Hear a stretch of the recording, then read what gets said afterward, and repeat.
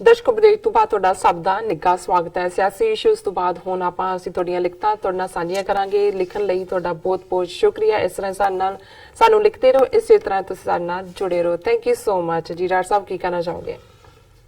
ਦੇਖੋ, ਮੈਂ ਸਮਝਦਾ ਵੀ ਅਸੀਂ ਬਹੁਤ ਵਾਰ ਆਪਣੀ ਕੌਮ ਦੀਆਂ ਖਾਮੀਆਂ ਦੀ ਗੱਲ ਵੀ ਕਰਦੇ ਹਾਂ, ਗਲਤੀਆਂ ਦੀ ਅਸੀਂ ਕਰਕੇ ਹਟੇ ਜੀ, ਪਰ ਕੁਝ ਚੀਜ਼ਾਂ ਜਿਨ੍ਹਾਂ ਨੂੰ ਕੋਈ ਜਿਹੜਾ ਇੱਕ ਥਾਂ ਤੇ ਬੈਠ ਕੇ ਕੋਈ ਗਾਈਡ ਨਹੀਂ ਕਰ ਰਿਹਾ, ਕਿਉਂਕਿ ਸਾਡੇ ਕੋਲ ਕੋਈ ਸੈਂਟਰ ਲੀਡਰਸ਼ਿਪ ਨਹੀਂ। ਪੰਜਾਬ ਦੇ ਵਿੱਚ ਰੈਂਟਾ ਸਿੱਖ ਖੜੇ ਕੀਤੇ ਹੋਏ ਨੇ। ਅਕਾਲੀ ਦਲ ਜਿਹੜੀ ਸਿੱਖਾਂ ਦੀ ਪਾਰਟੀ ਸੀ 90-95 ਸਾਲ ਤੋਂ, ਉਹ ਵੀ RSS ਦੀ ਐਕਸਟੈਂਸ਼ਨ ਬਣ ਗਈ ਜੀ। ਔਰ ਪਿਛਲੇ ਦਿਨਾਂ 'ਚ ਦਿੱਲੀ ਦੇ ਵਿੱਚ ਵੀ ਭਾਈ ਵੀਰ ਸਿੰਘ ਸਾਹਿਤ ਸਦਨ ਦੇ ਵਿੱਚ ਇੱਕ ਪੰਥਕ ਇਕੱਠ ਉਹਨਾਂ ਨੇ ਸੱਦਿਆ ਸੀ। ਹਾਲਾਂ ਉਹ ਬਾਰ-ਬਾਰ ਕਹਿ ਰਹੇ ਸੀ ਜੀ ਸਾਡਾ ਸਿਆਸਤ ਨਾਲ ਕੋਈ ਸਬੰਧ ਨਹੀਂ, ਕਿਉਂਕਿ ਉਹ ਵੀ ਆਪਣੀ ਜਾਨ ਬਚਾਉਂਦੇ ਨੇ ਕਿ ਵੀ ਮੁੜ ਕੇ ਏਜੰਸੀਆਂ ਨੇ ਆ ਕੇ ਡੇਰੇ ਲਾਏ ਹੋਣੇ ਨੇ। ਔਰ ਉਹਦੇ 'ਚ ਇੱਕ ਇੰਪ੍ਰੈਸਿਵ ਗੈਦਰਿੰਗ ਸੀ ਜਿਹਦੇ 'ਚ ਕਿ ਡਿਫਰੈਂਟ ਯੂਥ ਔਰ ਹਰ ਸ਼ੋਬੇ ਦੇ ਉਹ ਫਿਕਰਮੰਦੀ ਦਿਖਾ ਰਹੇ ਸੀ ਵੀ ਸਾਡੇ ਬੱਚੇ ਬੱਚੀਆਂ ਕਿਵੇਂ ਜਿਹੜਾ ਉਹ ਡੋਮੀਨੇਟ ਕਲਚਰ ਦਾ ਪ੍ਰਭਾਵ ਕਬੂਲ ਰਹੇ ਨੇ, ਜਾਂ ਗੁਰਦੁਆਰਿਆਂ ਦੇ ਵਿੱਚ ਅੱਜ ਕਿਸ ਕਿਸਮ ਦੀਆਂ ਮੈਨੇਜਮੈਂਟਾਂ ਔਰ ਦੂਸਰੇ ਲੋਕ ਆ ਰਹੇ ਨੇ। ਔਰ ਉਹਦੇ 'ਚ ਵੀ ਇੱਕ ਗੱਲ ਕਹੀ ਗਈ ਜਿਹੜੀ ਹੈ ਉਹ ਦਰੁਸਤ ਹੈ ਜਦੋਂ ਅਸੀਂ ਦੁਨਿਆਵੀ ਕੰਟੈਕਸਟ ਦੇ ਵਿੱਚ ਵੀ ਦੇਖਦੇ ਹਾਂ ਕਿ ਇਹਦੇ ਬਾਵਜੂਦ ਕਿ ਸੈਂਟਰਲ ਲੀਡਰਸ਼ਿਪ ਨਹੀਂ ਹੈ ਜਾਂ ਉਸ ਦੇ ਵਿੱਚ ਕੋਈ ਸਾਨੂੰ ਹੋਪ ਨਹੀਂ ਹੈ, ਇੰਡੀਵਿਜੂਅਲ ਸਿੱਖ ਜਿੱਥੇ ਨੇ ਉਹ ਆਪਣੇ ਤੌਰ ਤੇ ਐਸਾ ਕੁਝ ਕਰ ਜਾਂਦੇ ਨੇ ਜਾਂ ਕਰ ਰਹੇ ਨੇ ਜਿਹਦੇ ਨਾਲ ਸਾਰੀ ਕੌਮ ਨੂੰ ਕ੍ਰੈਡਿਟ ਮਿਲਦਾ ਔਰ ਕੌਮ ਨੂੰ ਫਖਰ ਹੁੰਦਾ। ਜਿਵੇਂ ਈਵਨ ਦਿੱਲੀ ਦੇ ਇਕੱਠ 'ਚ ਵੀ ਕਸ਼ਮੀਰੀਆਂ ਦਾ ਜ਼ਿਕਰ ਹੋਇਆ ਵੀ ਕਸ਼ਮੀਰੀਆਂ ਦੇ ਉੱਤੇ ਹਮਲੇ ਭਾਰਤ 'ਚ ਪਰ 'ਚ ਹੋਏ, ਸਿੱਖ ਜਿਹੜੇ ਨੇ ਅੱਗੇ ਆ ਗਏ। ਉਹਦੇ 'ਚ ਕੋਈ ਕੋਆਰਡੀਨੇਟਡ ਐਫਰਟ ਨਹੀਂ ਸੀ, ਹਰ ਥਾਂ ਗੁਰਦੁਆਰੇ ਵੀ, ਘਰਾਂ 'ਚ ਵੀ, ਔਰ ਸਾਰਾ ਜਿਹੜਾ ਆਲ ਆਫ ਅ ਸਡਨ। ਇਸੇ ਤਰ੍ਹਾਂ ਅਸੀਂ ਨਿਊਜ਼ੀਲੈਂਡ ਦੇ ਵਿੱਚ ਜਿਹੜਾ ਅਨਫੋਰਚੂਨੇਟ ਵਾਕਿਆ ਹੋਇਆ, 2 ਮਸੀਤਾਂ ਦੇ ਉੱਤੇ ਹਮਲਾ, 50 ਸਾਡੇ ਮੁਸਲਮਾਨ ਵੀਰ ਭੈਣਾਂ ਮਾਰੇ ਗਏ। ਇੱਕਦਮ ਨਿਊਜ਼ੀਲੈਂਡ ਦੇ ਵਿੱਚ ਵੀ ਵਲੰਟੀਅਰਸ ਉਹਨਾਂ ਦੇ ਆ ਗਏ, ਸਿੱਖ ਵਲੰਟੀਅਰਸ, ਕਿ ਜੀ ਅਸੀਂ ਉਹਨਾਂ ਦੇ ਦਾਸ ਦੇ ਸੰਸਕਾਰ ਦੇ ਲਈ ਜਿਹੜਾ ਉਹਨਾਂ ਦੀ ਦਫਨ ਕਰਨ ਦੇ ਲਈ ਜਿਹੜੀਆਂ ਪ੍ਰੋਸੈਸਿਸ ਨੇ ਉਹਦੇ ਵਿੱਚ ਲੰਗਰ ਮੌਕੇ ਤੇ ਲਾ ਦਿੱਤਾ ਹੈ।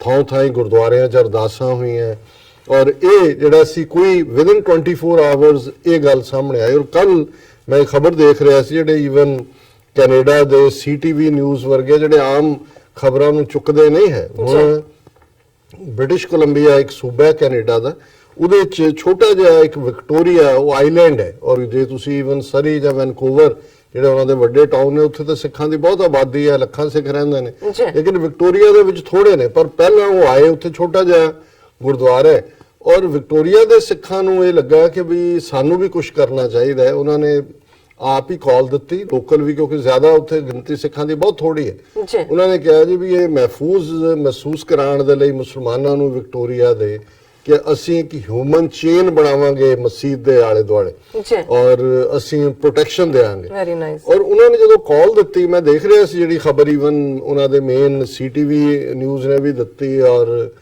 ਸਾਰੇ ਪਾਸੇ ਗਲੋਬਲੀ ਵੀ ਲੱਗੀ, ਉਹਦੇ 'ਚ ਮੈਜੋਰਿਟੀ ਦੂਸਰੇ ਲੋਕ ਨੇ ਜਿਹੜੇ ਗੋਰੇ ਆਏ, ਕਿਉਂਕਿ ਸਿੱਖਾਂ ਦੀ ਆਬਾਦੀ ਵੀ ਘੱਟ ਹੈ।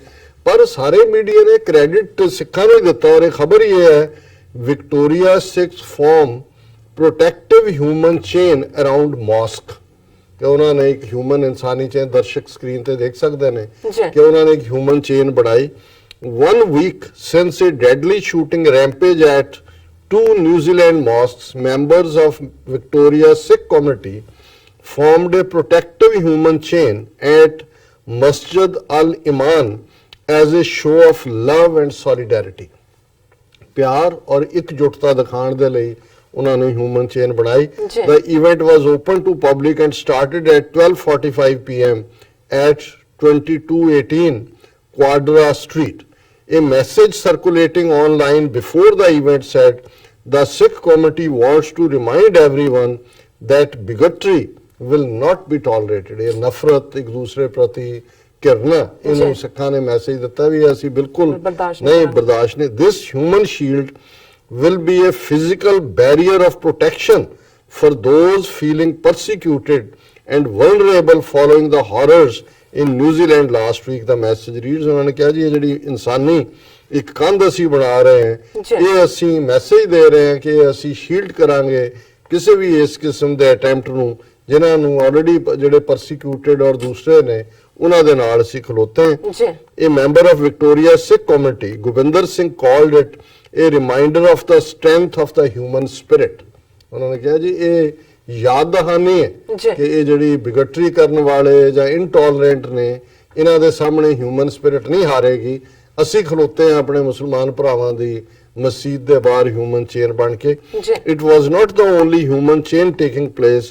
Hundreds of people linked arms in New Zealand capital Wellington around a mosque there as a symbol gesture meant to show protection for the Muslims praying inside. So ਫਿਰ ਇਹ ਖਬਰ ਅੱਗੇ ਕੰਟੀਨਿਊ ਹੁੰਦੀ ਹੈ, ਪਰ ਇੱਕ ਛੋਟੇ ਜਿਹੇ ਆਈਲੈਂਡ ਵਿਕਟੋਰੀਆ ਦੇ ਥੋੜੇ ਜਿਹੇ ਸਿੱਖਾਂ ਨੇ ਵੀ ਇਹ ਮੈਸੇਜ ਦਿੱਤਾ ਹੈ।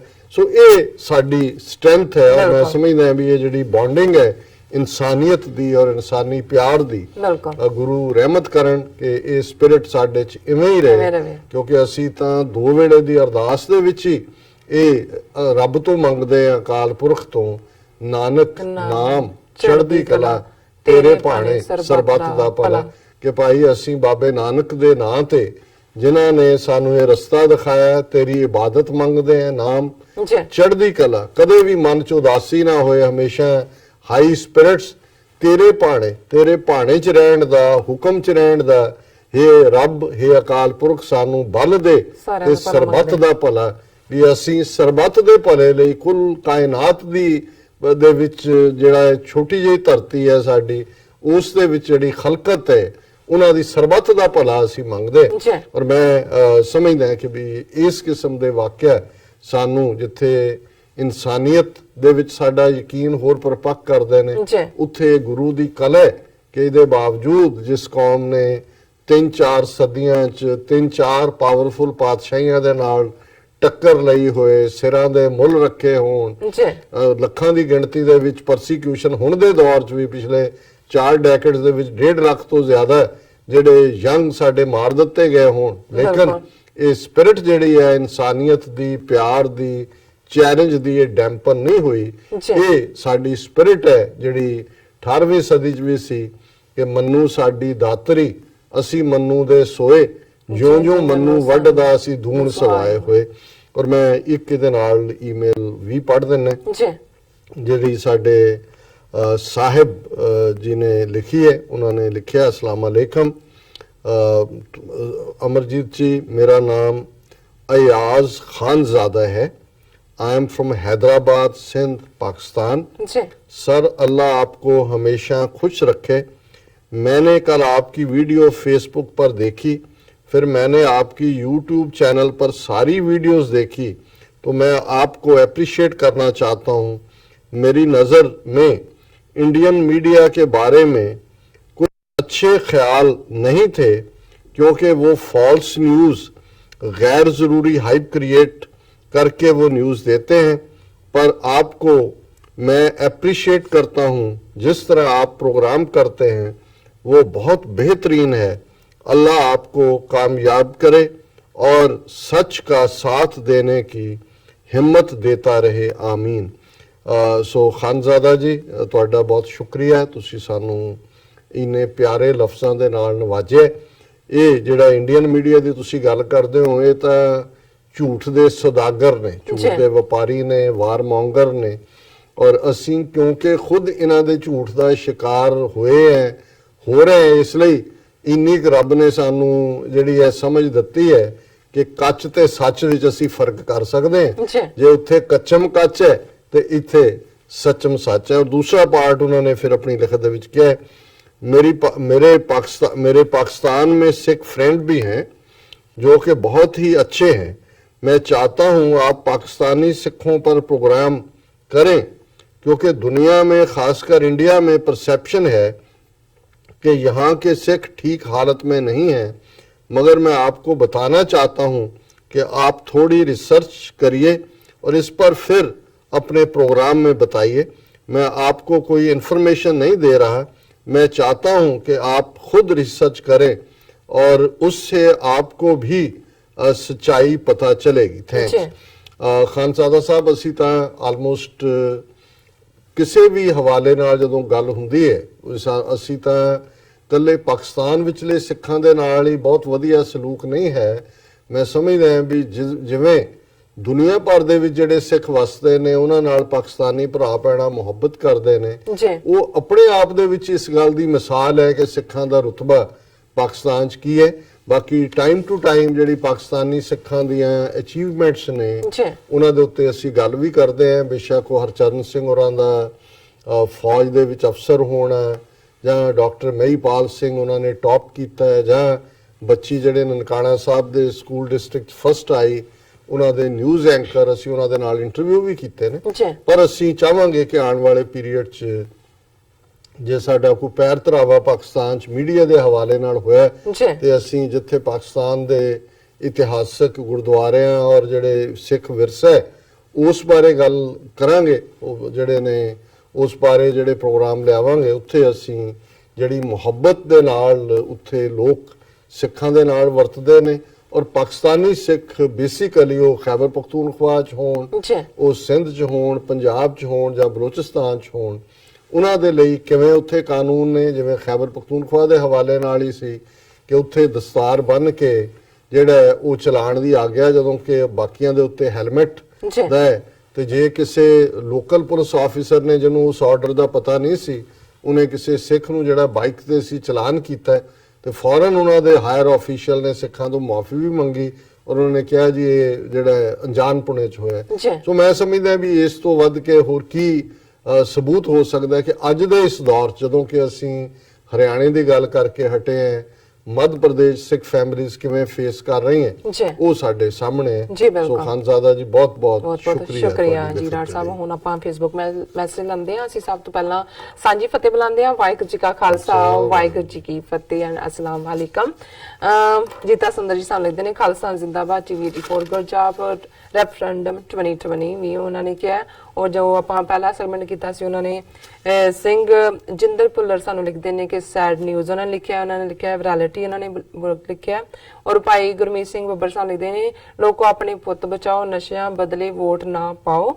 ਔਰ ਸਤਪਾਲ ਸਿੰਘ ਪੁਰੇਵਾਲ ਜੀ ਸਾਨੂੰ ਫਤਿਹ ਬੁਲਾਉਂਦੇ ਨੇ। ਡਾਕਟਰ ਸਾਹਿਬ ਜੀ 10 ਅਪ੍ਰੈਲ ਨੂੰ ਵਾਸ਼ਿੰਗਟਨ ਸਟੇਟ ਵੀ ਇਹ ਮਤਾ ਪਾ ਰਹੀ ਹੈ।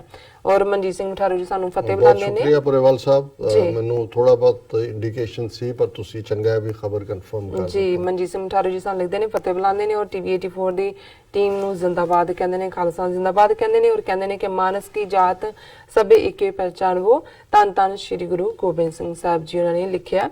ਔਰ ਦੂਸਰੇ ਸੈਗਮੈਂਟ ਤੇ ਵੀ ਮੇਰੇ ਕੋਲ ਮੈਸੇਜ ਨੇ। ਹਾਂਜੀ, ਮਨੀਸ਼ ਸਿੰਘ ਮਠਾਰੂ ਫਿਰ ਸਾਨੂੰ ਵਾਰ ਲਿਖਦੇ ਨੇ ਬੋਰਨ ਟੂ ਬੀ ਰਿਬੈਲ ਦਾ ਖਾਲਸਾ ਦਾ highest humanism. And Bhai Gurmeet Singh ਬੱਬਰ ਸਾਨੂੰ ਲਿਖਦੇ ਨੇ ਤੇਰੀ ਕੱਚੀ ਚਮਕੌਰ ਦੀ ਗੜੀ ਮੋਰੇ ਕਿਲਾ ਦਿੱਲੀ ਦਾ ਅਸੀਂ ਝੁਕਾ ਦੇਾਂਗੇ, ਝੋਰਾ ਕਰੀ ਨਾ ਕਿਲੇ ਆਨੰਦਗੜ੍ਹ ਦਾ, ਕੁੱਲੀ ਕੁੱਲੀ ਨੂੰ ਕਿਲਾ ਬਣਾ ਦੇਵਾਂਗੇ ਨਾਲ ਲਿਖਿਆ ਸਾਨੂੰ। ਇਹ ਸੰਤ ਰਾਮ ਉਦਾਸੀ ਪੰਜਾਬੀ ਦੇ ਸ਼ਾਇਰ ਹੋਏ ਨੇ, ਉਹਨਾਂ ਦੀ ਲਿਖਤ ਹੈ ਜੀ। ਔਰ ਗੱਲ ਇਹਦੇ ਚ ਚੈਲੰਜ ਦੀ ਹੈ ਦਿੱਲੀ ਐਮਪਾਇਰ ਨੂੰ ਜੀ। ਸਾਡੇ ਟੈਕਨੀਕਲ ਟੀਮ ਦੇ ਹੈਡ ਜਸਵਿੰਦਰ ਸਿੰਘ ਜੱਸੀ ਸਾਨੂੰ ਲਿਖ ਰਹੇ ਨੇ ਜੀ। ਉਹਨਾਂ ਨੇ ਆਫਤਾਬ ਇਕਬਾਲ ਉਹਨਾਂ ਦਾ ਖਬਰਨਾਮਾ ਸ਼ਾਇਦ ਪ੍ਰੋਗਰਾਮ ਹੁੰਦਾ ਜੀ, ਉਹਦਾ ਇੱਕ ਐਪੀਸੋਡ 2 ਦਿਨ ਪਹਿਲਾਂ ਆਇਆ। ਮੈਨੂੰ ਡਾਕਟਰ ਅਰਵਿੰਦਰ ਸਿੰਘ ਹੋਰਾਂ ਨੇ ਫਾਰਵਰਡ ਕੀਤਾ ਔਰ ਕੁਦਰਤੀ ਵੀਕਐਂਡ ਤੇ ਮੈਨੂੰ ਵੀ ਦੇਖਣ ਦਾ ਸਬਬ ਹੋਇਆ। ਉਸ ਦੇ ਹਵਾਲੇ ਨਾਲ ਉਹਨਾਂ ਨੇ ਗੱਲ ਕੀਤੀ ਹੈ। ਉਹਨਾਂ ਨੇ ਕਿਹਾ ਕਿ ਵੀ ਮੈਨੂੰ ਇਸ ਗੱਲ ਦਾ ਦੁੱਖ ਹੋਇਆ ਕਿ ਜਦੋਂ ਹਾਲਾਂਕਿ ਕੁੱਲ ਮਿਲਾ ਕੇ ਉਸ ਪ੍ਰੋਗਰਾਮ 'ਚ ਉਹਨਾਂ ਨੇ ਇੱਕ ਪੱਤਰਕਾਰ ਜਿਹੜਾ ਇੰਡੀਅਨ ਲਾਈਨ ਦਾ ਸੀ ਉਹ ਬਿਠਾਇਆ, ਜਿਹੜਾ ਕਹਿ ਰਿਹਾ ਸੀ ਜੀ ਪਾਕਿਸਤਾਨ 'ਚ ਸਿੰਧ 'ਚ ਕੀ ਚੱਲ ਰਿਹਾ ਹੈ, ਬਲੋਚਿਸਤਾਨ 'ਚ ਕੀ, ਕਿਉਂਕਿ ਇਹ ਫਨ ਸ਼ੋਅ ਹੈ ਔਰ ਫਨ ਦੇ ਵਿੱਚ ਜਿੱਥੇ ਸਾਹਮਣੇ ਕਰਾਊਡ ਬੈਠੀ ਹੁੰਦੀ ਹੈ ਔਰ ਮੋਸਟਲੀ ਉਹਦੇ ਚੋਂ ਇਸ ਕਿਸਮ ਦਾ ਹੀ ਪ੍ਰਭਾਵ ਲੈਣ ਦੀ ਕੋਸ਼ਿਸ਼ ਹੁੰਦੀ ਹੈ ਕਿ ਐਂਟਰਟੇਨਮੈਂਟ ਹੈ। ਔਰ ਉਹਦੇ 'ਚ ਉਹਨਾਂ ਦੇ ਜਿਹੜੇ ਕਾਮੇਡੀ ਬਾਦਸ਼ਾਹ ਹੈ ਅਮਾਨੁੱਲਾ ਖਾਨ, ਉਹ ਸਿੱਖ ਫਾਰਮ 'ਚ ਸੀ, ਉਹਨਾਂ ਨੂੰ ਦਸਤਾਰ ਔਰ ਦੂਜਾ ਕਰਕੇ, ਔਰ ਉਹ ਖਾਲਿਸਤਾਨ ਦੀ ਐਡਵੋਕੇਸੀ ਵੀ ਕਰ ਰਿਹਾ ਹੈ, ਆਪਣੇ ਦੱਸ ਵੀ ਰਿਹਾ। ਪਰ ਉਹਦੇ ਜਿਹੜੀ ਇੱਕ ਗੱਲ ਜਿਹਨੂੰ ਜੱਸੀ ਜੀ ਨੇ ਪੁਆਇੰਟ ਆਊਟ ਕੀਤਾ ਕਿ ਉਹਦੇ 'ਚ ਜਦੋਂ ਉਹਨਾਂ ਨੇ ਆਫਤਾਬ ਇਕਬਾਲ ਕਿਉਂਕਿ ਹੋਸਟ ਹੈ, ਉਹਨਾਂ ਨੂੰ ਅਮਾਨੁੱਲਾ ਖਾਨ ਨੂੰ ਪੁੱਛਦਾ ਹੈ ਵੀ ਖਾਲਿਸਤਾਨ ਦਾ ਤੁਹਾਡਾ ਬਾਰਡਰ ਕੀ ਹੋਏਗਾ, ਤੇ ਉਹ ਹੁਣ ਕਿਉਂਕਿ ਅਮਾਨੁੱਲਾ ਖਾਨ ਕੋਈ ਨਾ ਤਾਂ ਹਿਸਟੋਰੀਅਨ ਹੈ ਜਾਂ ਜਿਵੇਂ ਸਕ੍ਰਿਪਟ ਲਿਖੀ ਹੋਏਗੀ, ਉਹਨੇ ਕਿਹਾ ਜੀ ਪੰਜਾਬ, ਹਰਿਆਣਾ, ਹਿਮਾਚਲ, ਰਾਜਸਥਾਨ ਤੇ ਇਧਰ ਜੰਮੂ ਦਾ ਵੀ ਇਹ ਹਿੱਸਾ, ਤੇ ਉਹਨਾਂ ਨੇ ਕਿਹਾ ਜੀ ਜੰਮੂ ਪਰ ਵੀ ਆਂਖ ਹੈ। ਉਹ ਕਹਿੰਦੇ ਇਸ ਕਿਸਮ, ਸੋ ਉਹਨਾਂ ਨੂੰ ਲੱਗਾ ਕਿ ਵੀ ਇਹ ਗਲਤ ਮੈਸੇਜ ਦਿੱਤਾ ਹੈ। ਹਾਲਾਂਕਿ ਮੈਂ ਇਹ ਸਮਝਦਾ ਹਾਂ ਕਿ ਜਦੋਂ ਇਹੀ ਸਵਾਲ ਮੈਨੂੰ ਪੁੱਛਿਆ ਜਾਂਦਾ ਹੈ ਜਾਂ ਕਦੇ ਵੀ ਪੁੱਛਿਆ ਜਾਏ, ਮੈਂ ਸਮਝਦਾ ਹਾਂ ਵੀ ਇਹ ਪਾਰਟ ਜਿਹੜੇ ਨੇ ਦੋ ਹਮੇਸ਼ਾ ਜਿਹੜੇ ਪਾਰਟ ਨੇ ਉਹ ਹੁੰਦੇ ਨੇ ਜਦੋਂ ਤੁਸੀਂ ਕੋਈ ਕੌਮਾਂ ਆਪਣੀ ਆਜ਼ਾਦੀ ਲੈਂਦੀਆਂ ਨੇ। ਇੱਕ ਤੇ ਨੈਗੋਸ਼ੀਏਸ਼ਨ ਟੇਬਲ ਤੇ, ਬਿਲਕੁਲ, ਜੇ ਅੱਜ ਇੰਡੀਅਨ ਗਵਰਨਮੈਂਟ UN ਨੂੰ ਕਹੇ, ਜਿਵੇਂ ਹੁਣ ਰੈਫਰੈਂਡਮ 2020 ਦੀ ਗੱਲ ਹੁੰਦੀ ਹੈ ਵਿਚ ਇਜ਼ ਨਾਨ ਬਾਈਂਡਿੰਗ, ਔਰ ਮੇਰਾ ਉਹਨਾਂ ਦੇ ਇਕੱਠ 'ਚ ਵੀ ਕਹਿਣਾ ਸੀ ਇੱਥੇ ਨਿਊਯਾਰਕ ਕਾਨਫਰੰਸ ਕਿ ਅੱਜ ਨਾਨ ਬਾਈਂਡਿੰਗ ਹੈ, ਕੱਲ ਨੂੰ ਬਾਈਂਡਿੰਗ ਵੀ ਹੋ ਸਕਦਾ ਜੇ ਹਾਲਾਤ ਬਣਦੇ ਨੇ। ਸੋ ਉਹਦੇ 'ਚ ਜ਼ਾਹਰ ਹੈ ਵੀ ਅੱਜ ਉਹ ਜ਼ਮਾਨਾ ਤਾਂ ਨਹੀਂ ਹੈ ਕਿ ਵੀ ਤੁਸੀਂ ਕਿੰਨੇ ਬਹਾਦਰ ਹੋ, ਅਲਾਉਦੀਨ ਖਿਲਜੀ ਦੀ ਤਰ੍ਹਾਂ ਤੁਸੀਂ 20 ਸਿਪਾਹੀਆਂ ਨਾਲ ਬੰਗਾਲ ਲੈ ਲਿਆ ਜਾਂ ਫਿਊ ਥਾਊਜ਼ੈਂਡ ਆਏ ਉਹਨਾਂ ਨੇ ਲੱਖਾਂ ਜਾਂ ਕਰੋੜਾਂ ਤੇ ਹਕੂਮਤ ਕੀਤੀ। ਗਿਣਤੀ ਤਾਂ ਸਿਰਾਂ ਦੀ ਹੁੰਦੀ ਹੈ। ਸੋ ਪਹਿਲੀ ਗੱਲ ਤਾਂ ਇਹ ਹੈ ਵੀ ਜਿਹੜਾ ਅੱਜ ਦਾ ਇੰਡੀਅਨ ਆਕੂਪਾਈਡ ਪੰਜਾਬ ਹੈ, ਜਿਸ ਦਾ ਰਕਬਾ 50,300 ਸਕੁਅਰ ਕਿਲੋਮੀਟਰ ਹੈ, ਉਸ ਦੇ ਵਿੱਚ ਸਿੱਖ 70% ਨੇ। ਇਹ ਸਾਡਾ ਬੇਸਿਕ ਨਿਊਕਲੀਅਸ ਹੈ। ਸੋ ਜੇ ਗੱਲਬਾਤ ਨੈਗੋਸ਼ੀਏਸ਼ਨ ਟੇਬਲ ਤੇ ਹੋਏਗੀ, ਸੋ ਜ਼ਾਹਰ ਹੈ ਜੇ ਉਸ ਦਾ ਮੌਜੂਦਾ ਪੰਜਾਬ, ਫਿਰ ਹਰਿਆਣਾ, ਹਿਮਾਚਲ ਔਰ ਰਾਜਸਥਾਨ ਦੇ ਨਾਲ ਉਹ ਏਰੀਏ ਲੱਗਦੇ ਨੇ ਜਿਹੜੇ ਕਿ ਸਿੱਖ ਮੈਜੋਰਿਟੀ ਨੇ ਜਾਂ ਉਹਨਾਂ ਦੀ ਕੰਗਰੂਇਟੀ ਹੈ ਪੰਜਾਬ ਦੇ ਇਲਾਕਿਆਂ ਨਾਲ। ਜ਼ਾਹਰ ਹੈ ਅਸੀਂ ਉਹਨਾਂ ਦੇ ਉੱਤੇ ਵੀ ਸਾਡਾ ਕਲੇਮ ਹੋਏਗਾ। ਅਦਰਵਾਈਜ਼ ਇਹ ਤੇ ਹੈ ਜੇ ਪੀਸਫੁਲੀ ਹੋਵੇ। ਜੰਮੂ ਕਸ਼ਮੀਰ ਇੱਕ ਇੰਡੀਪੈਂਡੈਂਟ ਆਈਡੈਂਟਿਟੀ ਹੈ ਔਰ ਆਲਰੇਡੀ ਜੰਮੂ ਕਸ਼ਮੀਰ ਦਾ ਕੇਸ UN ਸਿਕਿਉਰਿਟੀ ਕਾਉਂਸਲ 'ਚ ਹੈ। ਤੇ ਉਹ ਗੱਲ ਜਿਹੜੀ ਕਈ ਵਾਰੀ ਇਸ ਕਿਸਮ ਦੇ ਯੱਕੜ ਹੁੰਦੇ ਨੇ, ਉਹ ਸਾਡੇ ਮਾਤਾ ਜੀ ਇੱਕ ਅਖਾਣ ਕਹਿੰਦੇ ਹੁੰਦੇ ਨੇ ਵੀ ਆਪ ਜੋਗੀ ਜਾਗ ਨਹੀਂ, ਪੰਜ ਪੀਰ ਸਾਧ ਨਹੀਂ, ਕਿ ਵੀ ਤੁਹਾਡੇ ਕੋਲ ਆਪਣਾ ਪੈਰ ਅੜਾਉਣ ਦਾ ਥਾਂ ਨਹੀਂ ਹੈ, ਤੁਸੀਂ ਕਹੋ ਜੀ ਪੰਜ ਪੀਰਾਂ ਦੀ ਰੋਟੀ ਕਰਨੀ, ਅਸੀਂ ਇਹ ਵੀ ਲੈਣਾ, ਇਹ ਨਹੀਂ ਹੈ। ਔਰ ਇਸ ਕਿਸਮ ਦਾ ਮੈਂ ਸਮਝਦਾ ਹਾਂ ਵੀ ਆਫਤਾਬ ਇਕਬਾਲ ਬੜੇ ਅੱਛੇ ਹੋਸਟ ਨੇ ਔਰ ਬਹੁਤ ਅੱਛੀ ਉਹਨਾਂ ਦਾ ਜਿਹੜਾ ਹਿਸਟਰੀ ਦੇ ਉੱਤੇ ਚੰਗੀ ਗ੍ਰਿਪ ਹੈ। ਕਈ ਵਾਰ ਥੋੜਾ ਜਿਹਾ ਆਊਟ ਵੀ ਚਲੇ ਜਾਂਦੇ ਨੇ, ਪਰ ਮੈਂ ਸਮਝਦਾ ਵੀ ਇਸ ਕਿਸਮ ਦਾ ਸਵਾਲ ਵੀ ਲਿਆਣਾ ਜਿਹੜਾ ਐਵੇਂ ਸ਼ੰਕੇ ਖੜੇ ਕਰਨ ਵਾਲੀ ਗੱਲ ਹੈ। ਹਾਂ, ਜੇ ਕੇਓਸ ਹੁੰਦਾ ਜਿਹੜਾ ਨੈਗੋਸ਼ੀਏਸ਼ਨ ਟੇਬਲ ਤੇ ਨਹੀਂ ਹੁੰਦਾ, ਫਿਰ ਜੇ ਸਾਡਾ ਸਾਰਾ ਰਾਜਸਥਾਨ ਵੀ ਸਾਡਾ ਹਿੱਸਾ ਬਣ ਜਾਏ, ਅੱਧਾ UP ਵੀ ਬਣ ਜਾਏ, ਫਿਰ ਤਾਂ ਇਹ ਹੋਏਗਾ ਜਿੱਥੋਂ ਤੱਕ ਤੁਸੀਂ ਦੱਬਣਾ ਜਾ ਕੇ ਦੱਬ ਸਕਦੇ ਹੋ। ਪਰ ਮੈਂ ਸਮਝਦਾ ਵੀ ਅਸੀਂ ਰੀਅਲਿਸਟਿਕਲੀ ਇਹ 18ਵੀਂ ਸਦੀ ਨਹੀਂ ਹੈ ਕਿ ਵੀ ਜਾਂ ਉਸ ਤੋਂ ਪਹਿਲਾਂ ਦਾ ਵੀ ਜਿਹੜਾ ਵੀ ਘੋੜਸਵਾਰ ਲੈ ਕੇ ਚੱਲਿਆ ਜਿੱਥੋਂ ਤੱਕ ਦੱਬ ਕੇ ਲੈ ਗਏ। ਅੱਜ ਦੁਨੀਆ ਦੇ ਵਿੱਚ ਜਿਹੜੀ ਸਿਵਲਾਈਜ਼ ਸੁਸਾਇਟੀ ਹੈ, UN ਦੇ ਲਾਅ ਨੇ, ਸਾਡਾ ਹੱਕ ਬਣਦਾ ਪਰਸੀਕਿਊਟਡ ਲੋਕ। ਔਰ ਆਲਰੇਡੀ ਜਿਹੜਾ ਸਾਡਾ ਪੰਜਾਬ ਹੈ, ਇੰਡੀਅਨ ਆਕੂਪਾਈਡ ਪੰਜਾਬ, ਉਹਦੇ 'ਚ ਲਗਭਗ ਜਿਹੜਾ ਮਾਝਾ, ਮਾਲਵਾ, ਦੁਆਬਾ ਦੇ ਮੇਨ ਖੇਤਰ ਆਉਂਦੇ ਨੇ, ਰਾਜਸਥਾਨ ਦੇ ਗੰਗਾਨਗਰ, ਹਨੂਮਾਨਗੜ੍ਹ ਜ਼ਿਲ੍ਹੇ ਨੇ, ਹਰਿਆਣੇ ਦਾ ਸਿਰਸਾ, ਅੰਬਾਲਾ, ਇਹ ਸਾਰੇ ਰੀਜਨ ਸਾਡਾ ਹਿੱਸਾ ਨੇ। ਹਿਮਾਚਲ 'ਚ ਡਲਹੌਜ਼ੀ 66 ਤੱਕ ਜਿਹੜਾ ਉਹ ਪੰਜਾਬ ਦਾ ਹਿੱਸਾ ਸੀ। ਸੋ ਸਰਟਨਲੀ ਸਾਡੇ ਕਲੇਮ ਜਿਹੜੇ ਨੇ ਉਹ ਰੀਅਲਿਸਟਿਕ ਹੋਣਗੇ। ਹਵਾ 'ਚ ਕਿਸੇ ਨੂੰ ਰਹਿਣਾ ਹੈ ਤਾਂ ਹੁਣ ਉਹਦੇ 'ਚ ਕੋਈ ਉੱਥੇ ਬੈਠਾ ਪਾਕਿਸਤਾਨ 'ਚ ਮਹਿਸੂਸ ਕਰੇ ਜੀ ਉਹਨੇ ਸਾਰਾ ਹਿੰਦੁਸਤਾਨ ਫਤਿਹ ਕਰ ਲੈਣਾ, ਇਹ ਨਹੀਂ ਹੋਏਗਾ। ਜਾਂ ਸਿੱਖਾਂ ਦੇ ਹਵਾਲੇ ਨਾਲ ਕੋਈ ਸੋਚੇ ਜੀ ਅਸੀਂ ਇਹ ਲੈ ਲੈਣਾ, ਜੀ ਅਸੀਂ ਲਾਹੌਰ ਹੈ ਜੀ ਜਾਂ ਫਲਾਣਾ। ਇਹ ਜਿਹੜੇ ਡਿਟਰੈਕਟਰਸ ਨੇ ਉਹ ਇਸ ਕਿਸਮ ਦੀਆਂ ਗੱਲਾਂ ਕਰਦੇ ਨੇ, ਜਿਹੜੇ ਇਸ ਕਿਸਮ ਦਾ ਜਿਹੜਾ ਉਹ ਭੁਲੇਖਾ ਪਾਉਣਾ ਚਾਹੁੰਦੇ ਨੇ। ਔਰ ਜੈਸੀ ਜੀ ਤੁਹਾਡਾ ਬਹੁਤ ਬਹੁਤ ਸ਼ੁਕਰੀਆ। ਇੱਥੇ ਲੈਣੇ ਬ੍ਰੇਕ ਤੋਂ ਪਹਿਲਾਂ ਅਸੀਂ ਆਪਣੇ ਦਰਸ਼ਕਾਂ ਤੇ ਸਰੋਤਿਆਂ ਨੂੰ ਫਿਰ ਦੁਬਾਰਾ ਅਪੀਲ ਤੇ ਬੇਨਤੀ ਕਰਦੀ ਹੈ ਵਿਊਅਰਸ, ਜਿਸ ਤਰ੍ਹਾਂ ਕਿ ਤੁਸੀਂ ਜਾਣਦੇ ਹੋ ਕਿ TV84 ਇੱਕ ਪੰਥਕ ਚੈਨਲ ਹੈ। TV84 ਸਿੱਖਾਂ, ਕਸ਼ਮੀਰੀਆਂ ਤੇ ਭਾਰਤੀਆਂ ਨੌਰਥ ਈਸਟ ਸਟੇਟਾਂ ਦੇ ਲੋਕਾਂ ਦੇ ਸਵੈ ਨਿਰਣੇ ਦੇ ਹੱਕਾਂ ਦਾ ਹਾਮੀ ਹੈ। ਅਸੀਂ ਚਾਹਾਂਗੇ ਕਿ ਤੁਸੀਂ TV84 ਦੀ ਚੜ੍ਹਦੀ ਕਲਾ ਲਈ ਵੱਧ ਤੋਂ ਵੱਧ ਡੋਨੇਟ ਕਰੋ। ਡੋਨੇਟ ਕਰਨ ਲਈ ਸਾਡੀ ਵੈਬਸਾਈਟ tv84.tv ਤੇ ਜਾ ਕੇ ਪੇਪਲ ਦੀ ਵਰਤੋਂ ਕਰਕੇ ਵਨ ਟਾਈਮ ਡੋਨੇਟ ਕਰ ਸਕਦੇ ਹੋ, ਮੰਥਲੀ ਡੋਨੇਟ ਵੀ ਕਰ ਸਕਦੇ ਹੋ। ਤੁਸੀਂ TV84 ਦੇ ਨਾਮ ਤੇ ਚੈੱਕ ਬਣਾ ਕੇ ਸਾਨੂੰ ਮੇਲ ਵੀ ਕਰ ਸਕਦੇ ਹੋ ਸਾਡੇ ਇਸ ਪਤੇ ਤੇ 36-01 37th Avenue, Long Island City, New York 11101 USA, ਜਾਂ ਫਿਰ ਤੁਸੀਂ ਸਾਨੂੰ ਫੋਨ ਰਾਹੀਂ ਵੀ ਸੰਪਰਕ ਕਰ ਸਕਦੇ ਸਾਡੇ ਫੋਨ ਨੰਬਰ ਤੇ 5164060694। Thank you so much viewers, ਤੁਸੀਂ ਨਾਲ ਇਸ ਤਰ੍ਹਾਂ ਬਣੇ ਰਹਿਣਾ। ਮਿਲਦੇ ਹਾਂ ਛੋਟੇ ਜਿਹੇ ਬ੍ਰੇਕ ਤੋਂ ਬਾਅਦ।